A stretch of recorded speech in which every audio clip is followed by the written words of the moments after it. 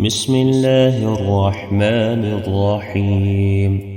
حميم والكتاب المبين إنا جعلناه قرآنا عربيا لعلكم تعقلون وإنه في أم الكتاب لدينا لعلي حكيم. أفنضرب عنكم الذكر صفحا أن كنتم قوما مسرفين. وكم أرسلنا من نبي في الأولين وما يأتيهم من نبي إلا كانوا به يستهزئون. فأهلكنا أشد منهم بطشا ومضى مثل الأولين.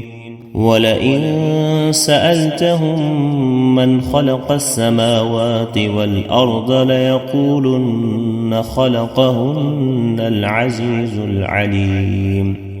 الذي جعل لكم الأرض مهدا وجعل لكم فيها سبلا لعلكم تهتدون. والذي نزل من السماء ماء بقدر فأنشرنا به بلدة ميتا كذلك تخرجون. والذي خلق الأزواج كلها وجعل لكم من الفلك والأنعام ما تركبون لتستووا على ظهوره ثم تذكروا نعمة ربكم إذا استويتم عليه وتقولوا سبحان الذي سخر لنا هذا وما كنا له مقرنين وإنا إلى ربنا لمنقلبون. وجعلوا له من عباده جزءا إن الإنسان لكفور مبين.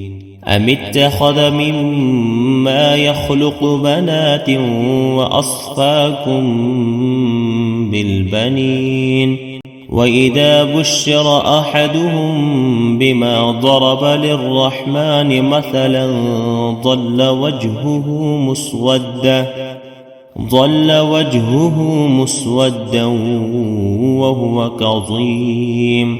أومن ينشأ في الحلية وهو في الخصام غير مبين. وجعلوا الملائكة الذين هم عباد الرحمن إناثا أشهدوا خلقهم ستكتب شهادتهم ويسألون.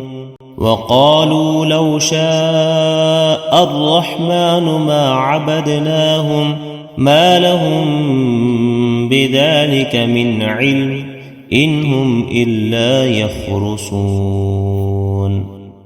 أم آتيناهم كتابا من قبله فهم به مستمسكون بل قالوا إنا وجدنا آباءنا على أمة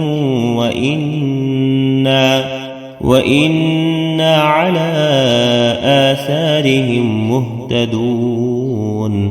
وكذلك ما أرسلنا من قبلك في قرية من نذير إلا قال مترفوها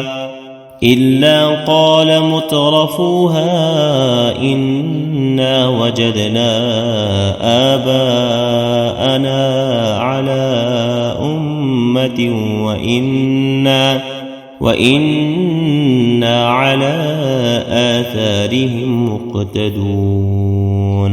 قال أولو جئتكم بأهدى مما وجدتم عليه آباءكم قالوا إنا بما أرسلتم به كافرون.